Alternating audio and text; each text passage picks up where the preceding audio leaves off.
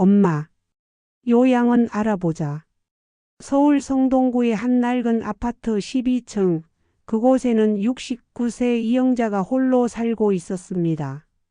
37년간 초등학교에서 아이들을 가르치며 보람찬 삶을 살았던 그녀였지만 정년퇴직 후의 삶은 예상과 달랐습니다. 10년 전 남편을 먼저 떠나보내고 외국에 사는 아들과는 한 달에 한두 번 안부 전화를 나누는 것이 전부였습니다. 꼿꼿한 성격으로 평생을 살아온 그녀에게 노년의 현실은 생각보다 가혹했습니다. 무릎, 관절이 아파 계단 오르내리기도 힘들고 깜빡깜빡하는 기억력에 불안해지는 날들이 많아졌습니다.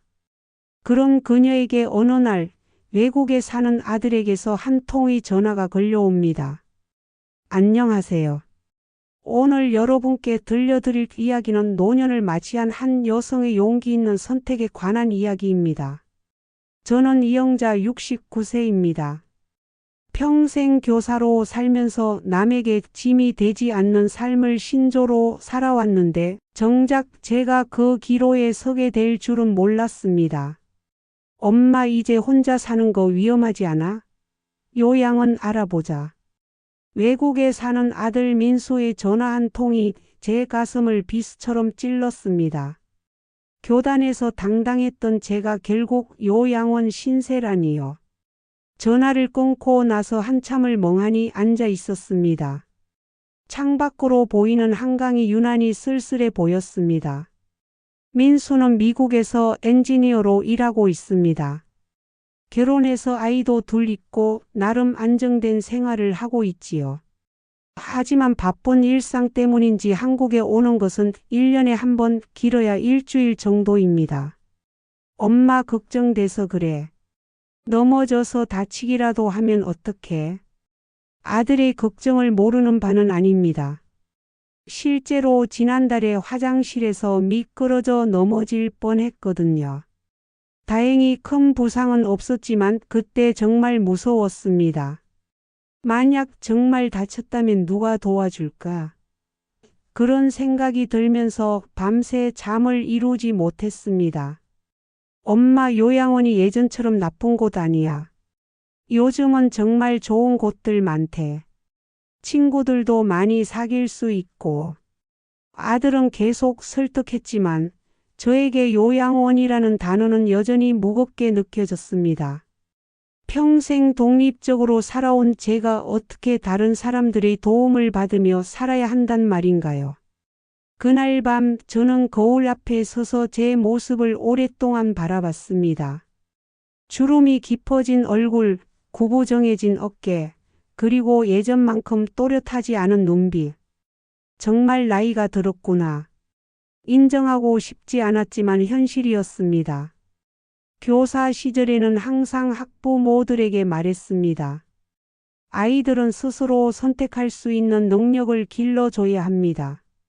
부모가 모든 것을 다 해주면 아이는 자립할 수 없어요. 그런데 정작 제가 아들에게 의존해야 하는 상황이 되니 제 말이 부메랑이 되어 돌아오는 것 같았습니다. 요양원. 그 말을 입으로 내뱉어보니 더욱 무거웠습니다. 하지만 현실적으로 다른 선택이 있을까요?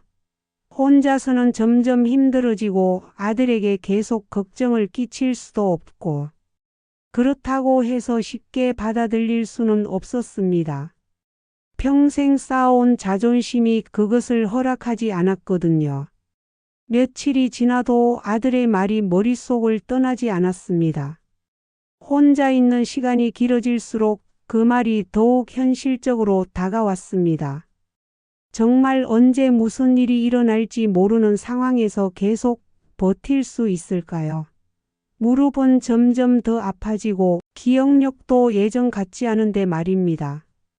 그런 고민을 하던 중에 동네 마트에서 넘어질 뻔한 일이 있었습니다. 바닥이 젖어 있었는데 미끄러져서 아찔했습니다. 다행히 옆에 있던 젊은 남자분이 붙잡아줘서 큰일은 없었지만 그때 정말 아들의 말이 실감났습니다. 정말 위험하구나. 집에 돌아와서 다시 생각해 봤습니다. 아들이 제안한 요양원이 정말 나쁜 선택일까요? 안전하게 지낼 수 있고 또래 사람들과 어울릴 수 있다면 나쁘지 않을 수도 있겠다는 생각이 들기 시작했습니다. 하지만 여전히 자존심이 허락하지 않았습니다. 평생 남에게 짐 되지 않겠다고 다짐했는데 결국 이런 신세가 되다니. 그날 밤도 잠이 오지 않았습니다. 천장을 바라보며 생각에 잠겼습니다. 내 인생이 이렇게 끝나는 건가? 요양원에서 쓸쓸하게. 그 생각만 해도 눈물이 났습니다. 하지만 달리 방법이 있을까요? 현실을 받아들여야 하는 건 아닐까요? 일부 교사의 자존심과 현실. 젊은 시절부터 저는 교사라는 직업에 대한 자부심이 남달랐습니다. 선생님은 학생들의 인생을 바꿀 수 있는 사람이다. 이런 신념으로 37년을 교단에서 보냈습니다. 퇴직할 때까지 나는 나이 들어도 절대 남에게 짐이 되지 않겠다고 다짐했습니다. 학부모들과 동료 교사들 앞에서 당당하게 말했던 그 다짐이 이제는 저를 올가매는 족쇄처럼 느껴집니다. 퇴직금과 연금으로 나름 준비를 했다고 생각했는데 현실은 녹록지 않았습니다. 전세금이 만료되면서 집주인이 2억을 더 올려달라고 했습니다. 요즘 부동산 시세를 보면 이해가 안 되는 것도 아니지만 연금 생활자인 제게는 감당하기 어려운 금액이었습니다.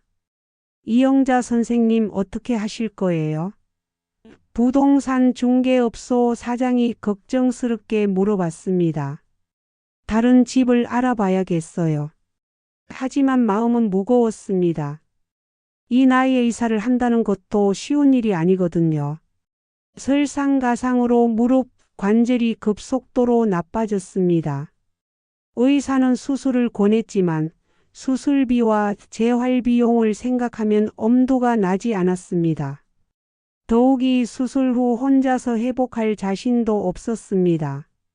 계단을 오르내릴 때마다 무릎에서 나는 뚝뚝 소리가 제 처지를 말해주는 것 같았습니다. 병원에서 돌아오는 길에 약국에서 파스와 진통제를 샀습니다. 할머니 무릎이 많이 아프세요? 약사가 걱정스럽게 물어봤습니다. 네, 좀 그렇네요. 수술은 생각 안 해보세요? 글쎄요, 혼자 살아서. 말을 흐리며 약국을 나왔습니다. 가장 힘든 것은 외로움이었습니다. 교사 시절에는 매일 아이들과 동료들에게 둘러싸여 살았는데 퇴직 후에는 하루 종일 말 한마디 안 하고 지내는 날이 많았습니다. TV를 틀어놔도 혼자 보는 드라마는 재미없고 책을 읽으려 해도 집중이 안 됐습니다. 동네 마트에 장을 보러 나가는 것이 하루의 가장 큰 외출이었습니다. 그마저도 무거운 장바구니를 들고 12층까지 올라오는 것이 점점 힘들어졌습니다. 엘리베이터가 없는 낡은 아파트에서의 생활이 이렇게 고달플 줄은 몰랐습니다. 할머니 괜찮으세요? 어느 날 계단에서 헉헉거리고 있는 저를 본 아래층. 젊은 아주머니가 걱정스럽게 물어봤습니다. 네, 괜찮아요. 하지만 정말 괜찮지 않았습니다. 숨이 차고 무릎이 아파서 한층 올라갈 때마다 쉬어야 했거든요. 어느 날은 현관문 앞에서 열쇠를 찾느라 30분을 헤맸습니다. 가방 안에 있었는데 당황한 나머지 어디에 뒀는지 기억이 안 났던 것입니다. 그때 정말 무서웠습니다. 혹시 치매가 오는 건 아닐까 하는 불안감이 밀려왔거든요. 이영자 선생님 요즘 어떻게 지내세요? 옛 동료 교사에게서 가끔 안부 전화가 왔습니다. 그냥 그렇게 지내요. 솔직한 속마음을 털어놓기는 어려웠습니다. 자존심이 허락하지 않았거든요. 밤이 가장 무서웠습니다. 혼자 누워 있으면 온갖 잡념이 들었습니다. 만약 내가 여기서 쓰러지면 누가 알까? 며칠 후에나 발견되는 건 아닐까?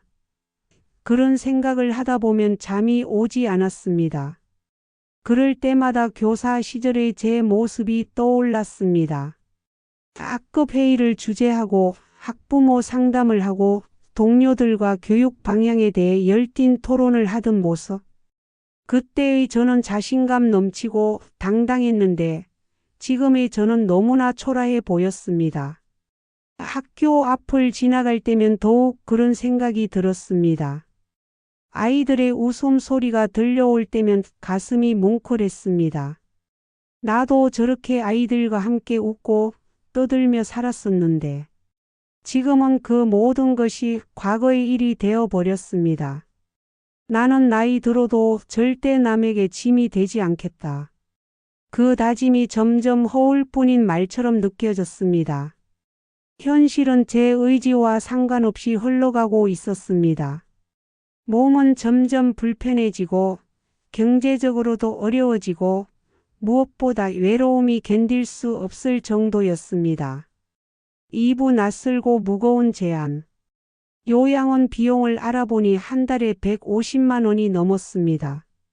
제 연금으로는 턱없이 부족한 금액이었습니다. 더 저렴한 곳도 있지만 시설이나 서비스 면에서 많이 떨어진다는 후기들을 보니 망설여졌습니다. 인터넷으로 여러 요양원을 검색해보며 가격표를 비교해봤습니다. 좋은 시설의 요양원들은 대부분 월 100만 원이 넘었고 저렴한 곳들은 시설이 낙후되어 있다는 평가가 많았습니다. 돈이 없으면 제대로 된 곳에서도 살 수 없구나. 현실이 서글펐습니다. 엄마 그냥 집 팔고 요양원 들어가. 내가 가끔 찾아갈게. 아들의 무심한 말에 가슴이 철렁했습니다. 이 집은 남편과 함께 30년을 산 추억이 담긴 곳입니다. 아들을 키우고 함께 웃고 울었던 모든 기억이 이 집 안에 있는데 그냥 팔라니요. 거실 벽에 걸린 가족 사진을 바라봤습니다. 아들이 초등학교에 입학하던 날 찍은 사진, 남편과 함께 결혼 25주년을 기념해 찍은 사진, 아들이 대학교를 졸업하던 날의 사진들. 모든 추억이 이 집에 스며 있는데 어떻게 쉽게 포기할 수 있을까요? 더욱이 가끔 찾아갈게라는 말이 가슴을 아프게 했습니다. 1년에 한 번도 제대로 오지 않는 아들이 요양원에는 가끔 찾아올 거라니. 그것도 의무감으로 하는 방문이겠지요. 생각만 해도 서럽고 외로웠습니다. 그날 밤 잠을 이루지 못하고 뒤척이며 생각했습니다. 요양원에서의 생활이 어떨까? 낯선 사람들과 함께 생활하고 정해진 시간에 식사하고 정해진 시간에 잠자리에 들고 제가 원하는 대로 할 수 있는 것이 하나도 없는 생활. 상상만 해도 답답했습니다. 교사 시절 요양원 봉사활동을 간 적이 있었는데 그때 본 어르신들의 모습이 떠올랐습니다. 무기력하게 앉아서 TV만 보고 계시거나 간병인에게 의존해서 식사하시는 모습들. 내가 저렇게 될까? 하는 두려움이 밀려왔습니다. 할머니들끼리 모여 있으면 갈등도 많고 힘들어요. 동네 마트 사장님이 저에게 말했습니다. 어떻게 알고 하는 말일까요? 요양원 생각하고 계세요? 아, 네. 혹시 경험이 있으세요? 저희 어머니가 계셨거든요. 처음에는 적응하기 힘들어 하셨어요. 며칠 후 아들이 또 전화했습니다. 엄마 요양원 몇 군데 알아봤는데 괜찮은 곳들 있더라고. 다음에 한국 가면 같이 가서 보자. 아들은 이미 결정된 것처럼 말했습니다. 제 의견을 묻지도 않고 말입니다. 민수야, 엄마가 정말 요양원에 가야 할까?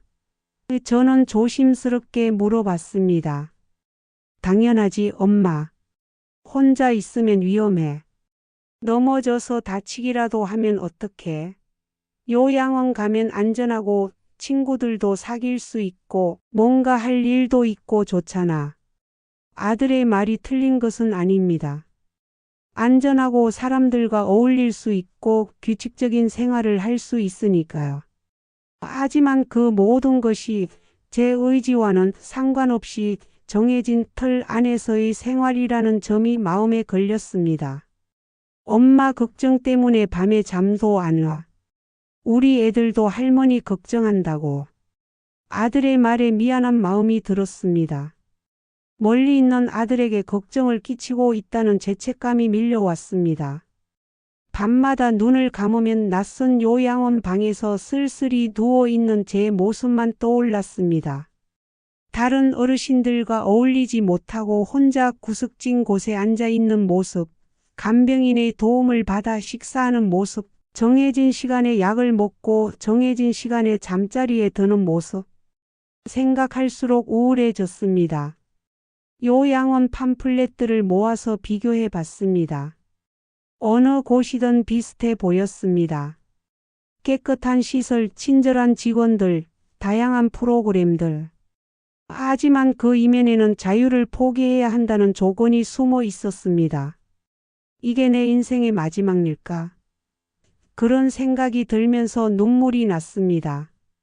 평생 당당하게 살아온 제가 이렇게 처량하게 인생을 마감해야 하나요? 정말 다른 선택은 없을까요? 3부 우연히 마주친 옛 제자. 그러던 어느 일요일 오후 장을 보러 동네 시장에 나갔다가 우연히 옛 제자 수진을 만났습니다.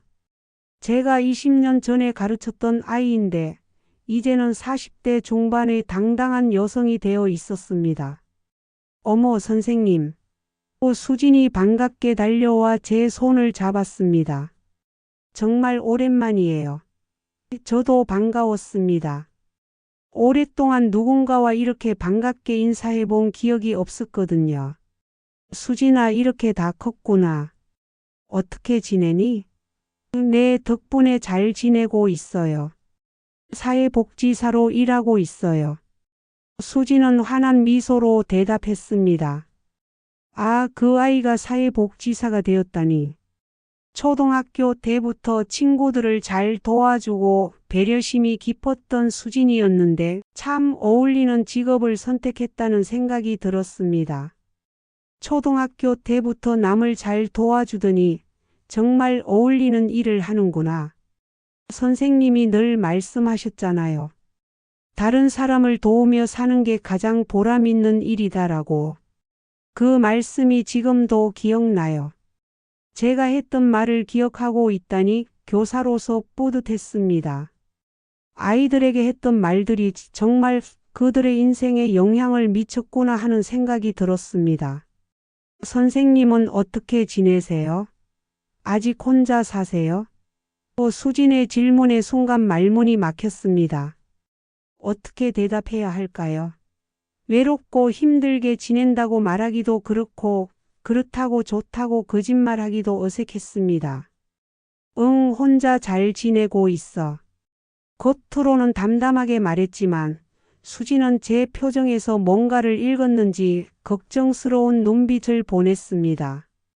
역시 남을 잘 살피던 아이다운 면이 그대로 남아 있었습니다. 선생님 표정이 좀 어두워 보이세요. 혹시 무슨 걱정 있으세요? 수진의 세심한 관찰에 마음이 흔들렸습니다. 이런 따뜻한 관심을 받은 게 얼마만인지 모르겠습니다. 아니야, 별일 없어. 그냥 나이가 드니까 이런저런 생각이 많아져서. 선생님 혹시 시간 되시면 제가 일하는 곳 한번 와보시겠어요? 구경 삼아서요. 수진이 조심스럽게 제안했습니다. 괜찮은 곳이거든요. 선생님 같은 분들이 많이 오세요. 선생님 같은 분들? 그게 무슨 뜻인지 궁금했습니다. 하지만 오랜만에 만난 제자의 제안을 거절하기는 어려웠습니다. 그래, 한번 가볼까? 정말요? 그럼 내일 오후에 시간 되세요? 제가 안내해 드릴게요. 수진은 정말 기뻐했습니다. 마치 제가 큰 선물을 준 것처럼 말입니다. 선생님, 제가 택시비 드릴게요. 멀지 않은 곳이에요. 수진이 챙겨주는 마음이 고마웠습니다. 20년이 지나도 여전히 따뜻한 아이였습니다. 집에 돌아와서 생각해보니 궁금했습니다. 수진이 말한 선생님 같은 분들이 많이 오는 곳이 도대체 어떤 곳일까요? 혹시 요양원 같은 곳일까요? 아니면 노인정 같은 곳일까요? 아니면 복지관 같은 곳일까요? 수진이 사회복지사라고 하니 아마 노인 관련 시설에서 일하는 것 같았습니다. 하지만 어떤 곳인지 구체적으로 알 수 없어 더욱 궁금했습니다. 그날 밤 잠자리에서 수진의 얼굴이 계속 떠올랐습니다. 20년이 지났는데도 여전히 따뜻하고 배려심 깊은 눈빛을 하고 있었습니다. 그 아이가 사회복지사가 되어 누군가를 돕고 있다는 것만으로도 교사로서 뿌듯했습니다. 선생님 덕분에 이 일을 하게 됐어요. 수진의 말이 계속 귓가에 맴돌았습니다. 제가 한 말이 정말 한 아이의 인생을 바꿔놓았구나 하는 생각에 가슴이 따뜻해졌습니다. 이런 게 교사로서 느낄 수 있는 가장 큰 보람이 아닐까요? 내일 어떤 곳을 보여줄까? 그 호기심과 함께 약간의 기대감도 들었습니다. 오랜만에 제자와 함께 나들이를 한다는 것 자체가 즐거웠습니다. 혹시 제가 모르는 새로운 대안이 있을까요?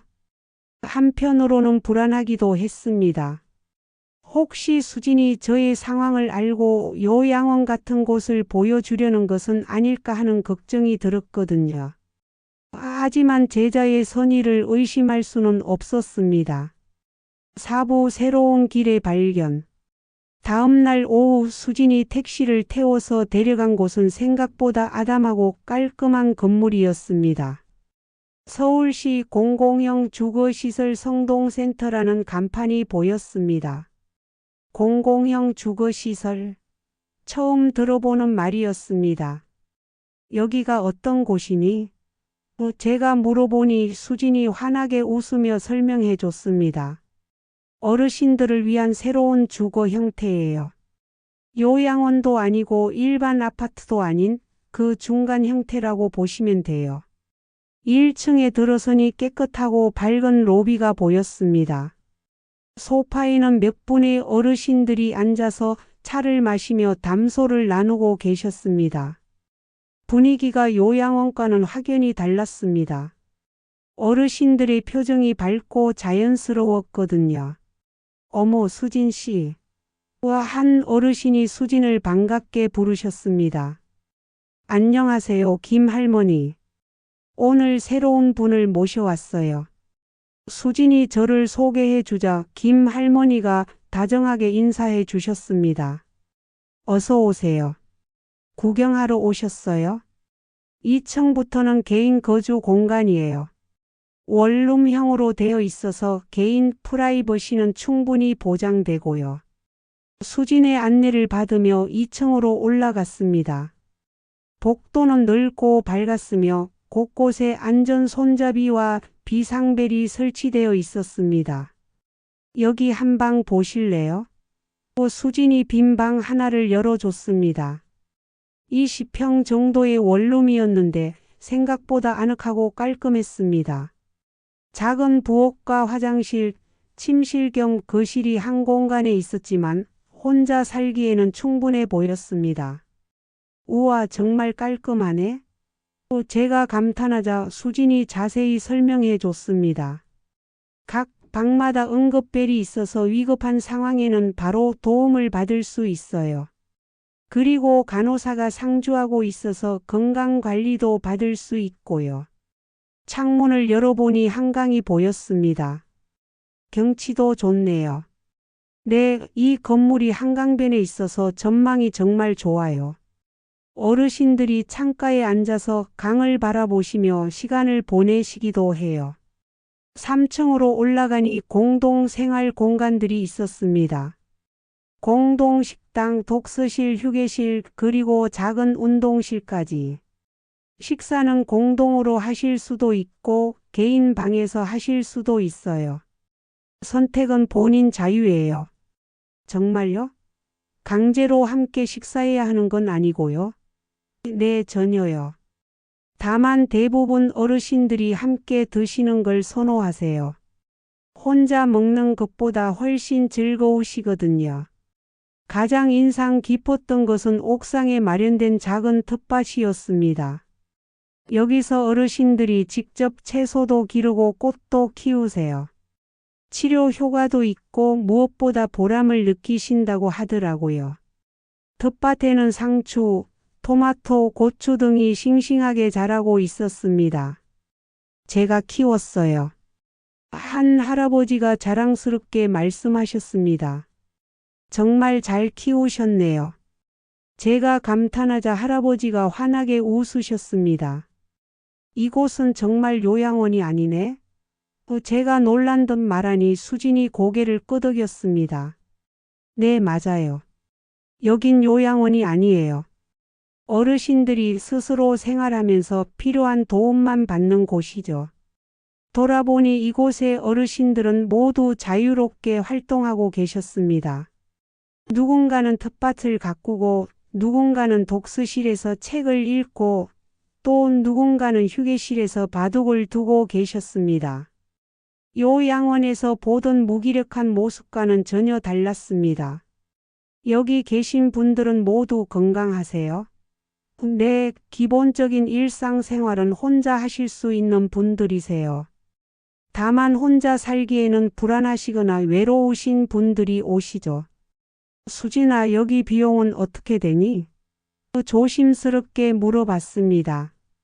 월 80만 원 정도예요. 식비 포함해서요. 그리고 서울시에서 지원하는 프로그램이라 일반 요양원보다 훨씬 저렴해요. 80만 원이라면 제 연금으로도 충분히 감당할 수 있는 금액이었습니다. 더욱이 이곳은 요양원이 아니라 작은 마을 같은 곳이었습니다. 개인의 자유를 보장하면서도 안정과 돌봄을 받을 수 있는 곳 말입니다. 입주 절차는 어떻게 되나요? 상담을 받으시고 서류 심사를 거쳐서 입주하시면 돼요.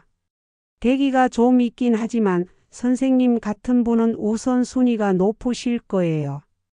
1층으로 내려와서 다시 둘러보니 이곳이 정말 특별한 곳이라는 생각이 들었습니다. 요양원의 안전성과 일반 주택의 자유로움을 모두 갖춘 곳이었습니다. 선생님 어떠세요? 수진이 조심스럽게 물어봤습니다. 정말 좋은 곳이네. 이런 곳이 있는 줄 몰랐어.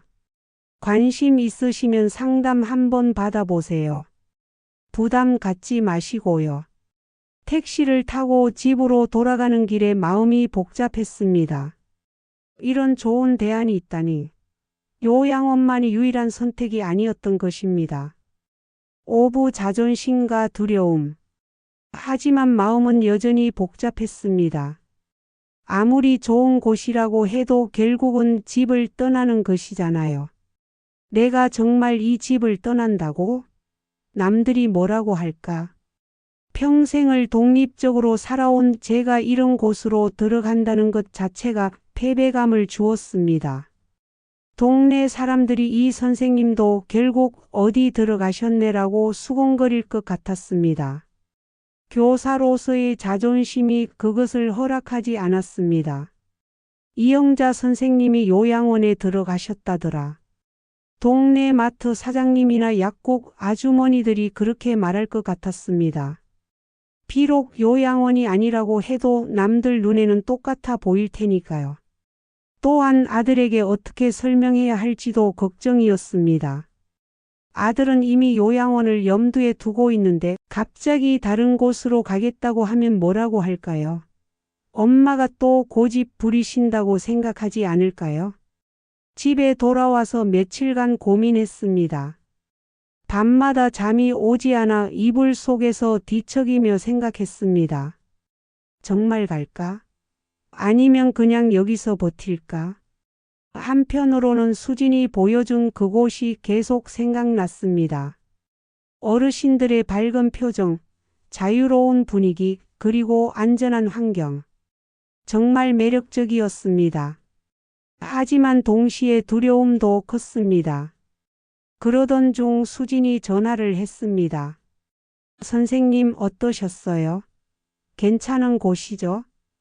응, 좋은 곳이더구나. 고마워. 혹시 관심 있으시면 상담 한번 받아보세요. 부담 갖지 마시고요. 수진아, 솔직히 말하면 좀 망설여진다. 집을 떠난다는 게 쉽지 않더라. 선생님 이해해요. 저희 할머니도 처음에는 그러셨거든요. 하지만 지금은 정말 만족하고 계세요. 너희 할머니도 거기 계세요? 네, 작년에 들어가셨어요. 처음에는 적응하기 힘들어 하셨는데 지금은 왜 진작 오지 않았냐고 하세요. 그 말을 듣고 조금 마음이 움직였습니다. 수진의 할머니도 처음에는 망설이셨다가 만족하고 계신다니 저도 적응할 수 있을지 모르겠네요. 그날 밤 거울 앞에 서서 제 자신에게 물어봤습니다. 너는 정말 무엇을 원하니? 자존심을 지키며 외롭게 살 것이냐, 아니면 새로운 환경에서 안전하게 살 것이냐? 그때 수진이 했던 말이 떠올랐습니다. 선생님 늘 말씀하셨잖아요. 남에게 짐이 되지 말라고. 여기가 그 답일지도 몰라요. 정말 그랬습니다. 저는 평생 학생들에게 말했습니다. 남에게 피해 주지 말고 자립할 수 있는 사람이 되어라. 그런데 지금 제 상황은 어떤가요? 혼자 살면서 언제 무슨 일이 일어날지 모르는 상황에서 아들을 걱정시키고 있잖아요. 만약 제가 이곳으로 간다면 아들은 안심할 수 있을 것입니다. 저 역시 안전하게 생활할 수 있고요. 이것이야말로 남에게 짐이 되지 않는 삶이 아닐까요? 하지만 여전히 두려웠습니다. 낯선 환경, 낯선 사람들과의 생활. 70평생 살아온 방식을 바꾼다는 것이 쉬운 일은 아니잖아요. 과연 적응할 수 있을까? 후회하지 않을까? 특히 다른 어르신들과 잘 어울릴 수 있을지 걱정이었습니다. 교사 시절에는 동료들과 잘 지냈지만 이제는 상황이 다르잖아요. 나이 든 사람들끼리는 갈등이 많다고 하던데. 그런 두려움과 함께 한편으로는 기대감도 있었습니다. 비슷한 또래의 사람들과 함께 생활하며 외로움을 달랠 수 있을 것 같았거든요.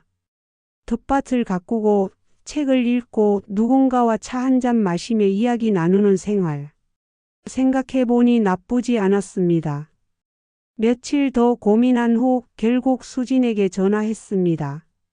수진아, 그 상담 한번 받아볼까 해서. 정말요? 와, 선생님. 제가 바로 약속 잡아드릴게요. 과거의 다짐이 다시 떠올랐습니다. 남에게 짐이 되지 말자. 이제 그 다짐을 지킬 방법을 찾았는지도 모릅니다. 하지만 여전히 가슴 한편이 두근거렸습니다. 정말 옳은 선택일까요? 육부 선택의 순간. 일주일 후 저는 용기를 내어 수진에게 전화했습니다. 수진아, 그 상담 한번 받아볼까 해서. 수진은 정말 기뻐했습니다. 정말요? 와, 선생님. 제가 바로 약속 잡아드릴게요. 상담 당일 마음이 콩알만해졌습니다. 정말 인생의 중요한 결정을 내리는 순간이라는 생각이 들었거든요. 수진이 함께 가겠다고 해서 마음이 좀 편했습니다. 상담실에서 만난 사회복지사는 40대 중반의 친절한 여성이었습니다. 어르신, 이곳에 관심을 가져주셔서 감사합니다. 궁금한 점이 있으시면 뭐든 물어보세요. 여기서 생활하시는 분들은 주로 어떤 분들인가요? 제가 가장 궁금했던 점을 물어봤습니다. 대부분 선생님처럼 혼자 거주하시는 어르신들이세요. 교사, 공무원, 회사원 출신 분들이 많으시고 건강 상태는 양호하지만 혼자 사시기에는 불안하신 분들이죠. 그 말을 듣고 안심이 됐습니다. 저와 비슷한 처지의 분들이라니. 평균 연령대는 어떻게 되나요? 보통 65세에서 75세 사이세요. 선생님 또래분들이 많으시니까 금방 친해지실 거예요. 식사는 어떻게 하나요? 공동 식당에서 함께 드시는 것을 권하지만 개인 방에서 직접 해 드셔도 됩니다. 다만 대부분 분들이 함께 드시는 걸 선호하세요. 혼자 먹는 것보다 훨씬 즐거우시거든요. 건강 관리는 어떻게 이루어지나요? 간호사가 상주하고 있어서 정기적으로 혈압, 혈당 체크를 해드리고 필요시 병원 동행 서비스도 제공합니다. 응급 상황에는 24시간 대응 가능하고요. 만약 몸이 많이 아프면 어떻게 하나요? 기본적인 일상생활이 가능하신 분들을 대상으로 하지만 일시적으로 거동이 불편하실 때는 도움을 받으실 수 있어요. 다만 장기간 요양이 필요하시면 다른 시설로 옮기셔야 합니다. 가장 중요한 질문을 했습니다. 혹시 여기 오시는 분들이 적응하기 어려워하시지는 않나요? 그 상담사가 웃으며 대답했습니다. 처음에는 모든 분들이 어색해하세요. 하지만 대부분 한 달 정도 지나면 왜 진작 오지 않았을까 하고 말씀하십니다. 정말요?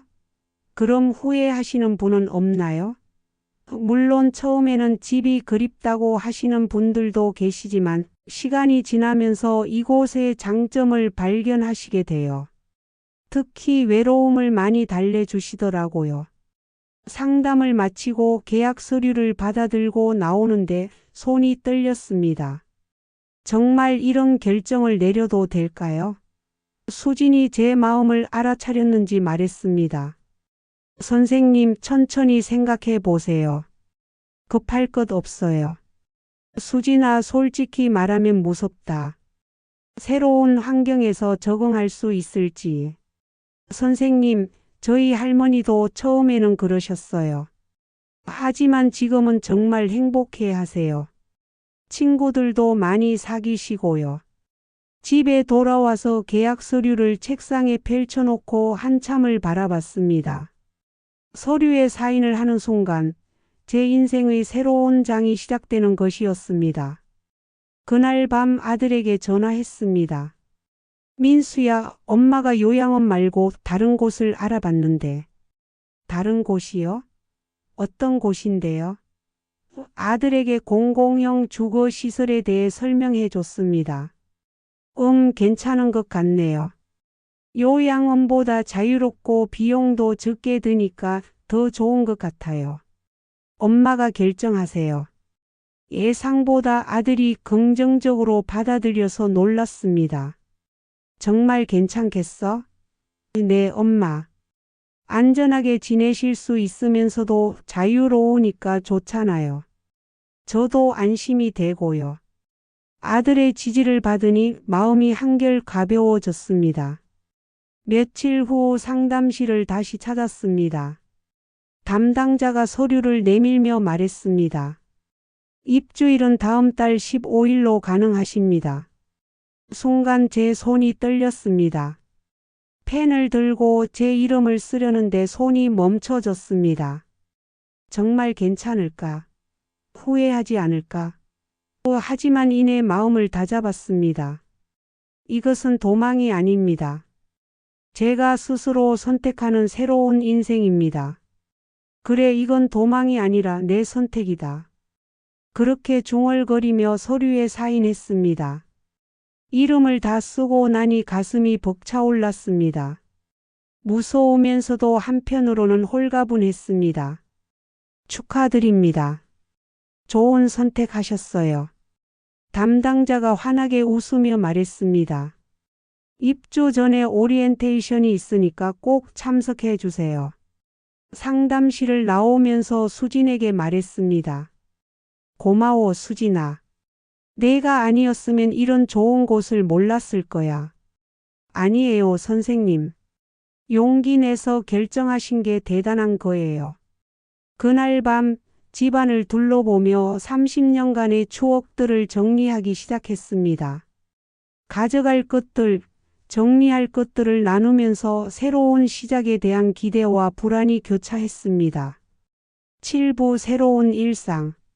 입주 첫날, 짐을 정리하며 새로운 환경에 적응하려고 노력했습니다. 20평짜리 원룸이지만 혼자 살기에는 충분했고 무엇보다 깨끗하고 안전해서 마음이 놓였습니다. 수진이 짐 옮기는 것을 도와줬습니다. 선생님 여기 어떠세요? 생각보다 훨씬 좋네. 창문으로 한강이 보이니까 기분도 좋고. 다행이에요. 곧 적응하실 거예요. 첫 번째 공동 식사 시간이 가장 긴장됐습니다. 식당에 들어서니 여러 어르신들이 테이블에 앉아 계셨는데 모두 저를 쳐다보셨습니다. 어떻게 인사해야 하지? 망설이고 있는데 한 분이 먼저 말을 걸어주셨습니다. 새로 오셨구나. 나는 김정순이야. 여기 온 지 6개월 됐어. 70대 초반으로 보이는 단정한 할머니였습니다. 저는 이영자입니다. 잘 부탁드려요. 인사를 나누니 다른 분들도 하나둘 말을 걸어주셨습니다. 선생님이셨다고? 나도 공무원이었어. 박 할아버지가 반갑게 말씀하셨습니다. 어느 학교에서 가르치셨어요? 성동초등학교에서 37년 근무했습니다. 어머, 우리 손자도 그 동네 학교 다녔는데. 이런 식으로 대화가 자연스럽게 이어졌습니다. 생각보다 어르신들과 대화가 잘 통했습니다. 모두 저와 비슷한 또래의 비슷한 경험을 하신 분들이라 공감대가 쉽게 형성됐습니다. 아, 이렇게 될 줄 몰랐는데. 식사도 예상보다 맛있었습니다. 영양사가 짠 식단이라고 하는데 집에서 혼자 대충 해먹던 것보다 훨씬 영양가 있고 정성이 들어간 음식이었습니다. 무엇보다 여러 사람과 함께 먹으니 밥맛이 살았습니다. 영자 선생님, 내일부터 아침 산책 같이 하실래요? 김정순 할머니가 제안해 주셨습니다. 네, 좋아요. 오랜만에 누군가와 함께할 약속이 생긴다니 설레었습니다. 이곳에서의 생활은 상상과 달랐습니다. 아침 7시에 일어나서 간단한 스트레칭을 하고 8시에 공동식당에서 아침을 먹었습니다. 다른 어르신들과 함께 식사하니 하루를 활기차게 시작할 수 있었습니다. 오전에는 김정순 할머니와 함께 한강변을 산책했습니다. 여기 와서 가장 좋은 게 뭐예요? 제가 물어보니 김 할머니가 웃으며 답했습니다. 외롭지 않은 거지. 혼자 있고 싶을 때는 방에 있으면 되고 누군가와 이야기하고 싶을 때는 나오면 되니까. 오후에는 옥상 텃밭에서 채소를 가꾸기 시작했습니다. 상추, 토마토 모종을 심으면서 새로운 취미가 생긴 기분이었습니다. 선생님 처음 해보세요. 박 할아버지가 옆에서 도와주셨습니다. 네, 교사 시절에는 시간이 없어서 못 해봤거든요. 무릎이 아픈 날에는 간호사 선생님이 바로 찾아와서 마사지를 해주고 진통제도 챙겨주셨습니다. 어르신, 오늘은 어떠세요? 많이 나아졌어요. 고마워요. 혼자 살 때는 아파도 참고 지냈는데 이곳에서는 언제든 도움을 받을 수 있어서 안심이 됐습니다.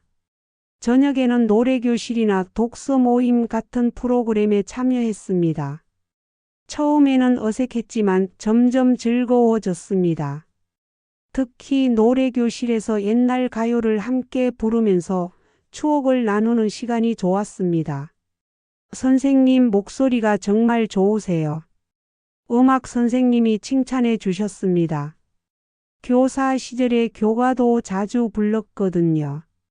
그렇게 말하니 다른 어르신들이 박수를 쳐주셔서 기분이 좋았습니다. 밤에는 제 방에서 혼자만의 시간을 보냈습니다. TV를 보거나 책을 읽거나 일기를 쓰면서요. 혼자 있지만 외롭지 않았습니다. 언제든 나가면 사람들이 있다는 안정감이 있었거든요. 무엇보다 내 방이라는 공간이 있다는 게 가장 위로가 됐습니다. 남의 눈치를 보지 않고 제가 하고 싶은 대로 할 수 있는 공간이 있다는 것. 이것이 요양원과의 가장 큰 차이점이었습니다. 한 달이 지나니 정말 왜 진작 오지 않았을까 하는 생각이 들었습니다. 안전하면서도 자유롭고 외롭지 않으면서도 프라이버시가 보장되는 이곳이야말로 제가 찾던 곳이었습니다. 영자 선생님 표정이 정말 밝아지셨어요.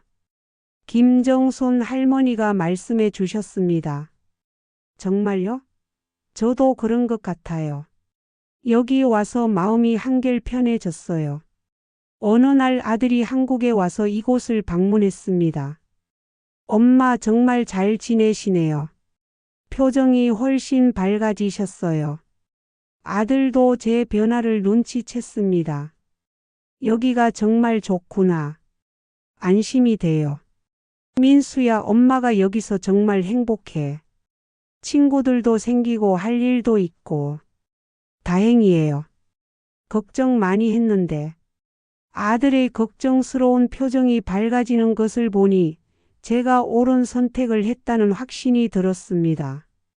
엔딩 다시 선생님으로. 2개월이 지난 어느 날 수진이 찾아와서 농담처럼 말했습니다. 선생님, 여기서 글쓰기 수업 좀 해주시면 안 돼요? 어르신들이 자서전 쓰기에 관심이 많으시거든요. 처음에는 내가 뭘 가르쳐 줄 게 있겠어라고 사양했지만 생각해보니 나쁘지 않았습니다. 37년간 아이들을 가르쳤던 경험이 있잖아요. 이제는 어르신들을 가르칠 수 있을 것 같았습니다. 그래, 한번 해볼까? 제가 웃으며 고개를 끄덕이니 수진이 정말 기뻐했습니다. 와, 정말요? 어르신들이 정말 좋아하실 거예요. 글쓰기 수업을 해주신다고요?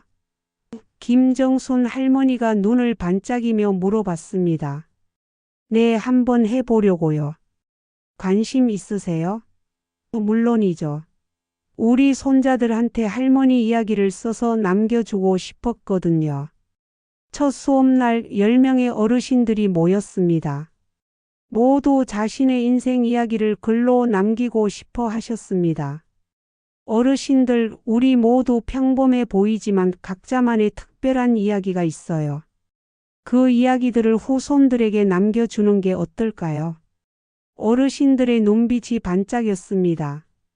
박 할아버지는 6.25 전쟁 때 이야기를, 김정순 할머니는 자식들을 키우며 겪었던 일들을, 최 할머니는 간호사로 일하며 느꼈던 보람들을 이야기하고 싶어 하셨습니다. 먼저 각자 인생에서 가장 기억에 남는 순간을 하나씩 써보세요. 제가 숙제를 내주니 모든 분들이 진지하게 고민하기 시작했습니다. 일주일 후 어르신들이 써온 글을 읽어보니 정말 감동적이었습니다. 전쟁의 아픔, 가족에 대한 사랑, 직업에 대한 자부심, 인생의 깨달음 등 값진 이야기들이 가득했습니다. 박 할아버지, 이 부분이 정말 인상 깊네요. 좀 더 자세히 써보시면 어떨까요? 정말요? 그때 일이 지금도 생생해요. 어르신들이 제 피드백을 받으며 점점 더 열정적으로 글을 쓰기 시작했습니다. 수업을 진행하면서 저 자신도 깨달았습니다. 내가 아직 누군가에게 도움이 될 수 있구나. 교사 시절의 보람이 다시 살아나는 것 같았습니다. 아이들 대신 어르신들을 가르치는 것이지만 배움에 대한 열정은 나이에 상관없이 똑같았습니다. 영자 선생님 수업 들으니까 학창시절 생각나요. 김정순 할머니가 말씀하셨습니다. 저도 그래요. 다시 선생님이 된 기분이에요. 정말 그랬습니다. 교단을 떠난 지 10년이 지났지만 다시 누군가를 가르칠 수 있다는 것이 이렇게 기쁠 줄 몰랐습니다. 어느 날 최할머니가 제게 말씀하셨습니다. 영자 선생님 덕분에 내 인생이 다시 의미 있어졌어요. 내 이야기가 이렇게 소중한 줄 몰랐는데. 그 말을 듣고 가슴이 벅차올랐습니다. 3개월 후 어르신들의 자수전이 작은 책자로 만들어졌습니다. 우리들의 이야기라는 제목으로 10분의 어르신들이 써낸 소중한 인생 이야기들이 담겨 있었습니다. 선생님 정말 고마워요. 이런 걸 만들어낼 줄 몰랐어요. 박 할아버지가 책자를 들고 감격해 하셨습니다. 제가 도운 건 별로 없어요. 어르신들이 다 하신 거예요. 그제야 깨달았습니다. 노후란 자식에게 의존하는 삶이 아니라 내 삶을 다시 주인공으로 만드는 것이라는 걸 말입니다. 저는 더 이상 누군가의 부담이 아니었습니다. 스스로 선택한 환경에서 새로운 역할을 찾은 것이었습니다. 아들이 다시 한국에 왔을 때 글쓰기 수업 현장을 보여줬습니다. 엄마 정말 멋있으세요. 여전히 선생님이시네요. 아들도 제가 다시 선생님 역할을 하는 모습을 보며 기뻐했습니다. 민수야, 엄마가 여기서 정말 보람을 느껴. 나이가 들어도 누군가에게 도움이 될 수 있다는 게 이렇게 기쁠 줄 몰랐어. 엄마가 행복해 하시니까 저도 기뻐요. 어느 날 저녁 옥상 텃밭에서 제가 키운 토마토를 따면서 생각했습니다. 이게 바로 내가 원했던 노년이구나. 안전하고 자유로우며 외롭지 않고 보람 있는 생활. 평생 꿈꿔왔던 삶이 이제야 시작된 것 같았습니다. 수진이 찾아와서 말했습니다. 선생님, 다른 센터에서도 글쓰기 수업 요청이 들어왔어요. 관심 있으세요? 정말요? 물론이죠. 새로운 기회가 또 생긴다니 설렜습니다. 지금 저는 일주일에 3번 2개의 센터에서 글쓰기 수업을 하고 있습니다. 총 30명의 어르신들을 가르치고 있어요. 모두 저만의 소중한 제자들입니다. 영자 선생님 덕분에 인생이 달라졌어요. 선생님을 만난 게 축복이에요. 어르신들의 이런 말씀을 들을 때마다 제가 옳은 선택을 했다는 확신이 듭니다. 그리고 여러분께도 꼭 전하고 싶습니다. 노후는 남의 손에 맡기는 게 아니라 내가 스스로 선택하는 것이라는 걸 말입니다. 두려워하지 마세요. 언제든 새로운 선택을 할 수 있고 새로운 인생을 시작할 수 있습니다. 지금 저는 69세의 나이에 새로운 인생 2막을 살고 있습니다. 매일 아침 눈을 뜨면서 감사합니다. 용기를 내어 새로운 선택을 했기 때문입니다. 여러분도 두려워하지 마시고 여러분만의 새로운 선택을 해보세요. 분명히 후회하지 않을 것입니다. 나이는 숫자에 불과합니다. 중요한 것은 어떤 마음가짐으로 살아가느냐 하는 것이죠. 저는 이곳에서 다시 한번 제 인생의 주인공이 되었습니다. 여러분도 언제든 가능합니다. 이것으로 이영자의 새로운 선택 이야기를 마칩니다. 때로는 인생의 황혼기에도 새로운 시작이 가능하다는 것, 그리고 나이는 숫자에 불과하며 언제든 용기를 내면 새로운 길을 열 수 있다는 희망의 메시지를 전하며 오늘의 이야기를 마무리합니다.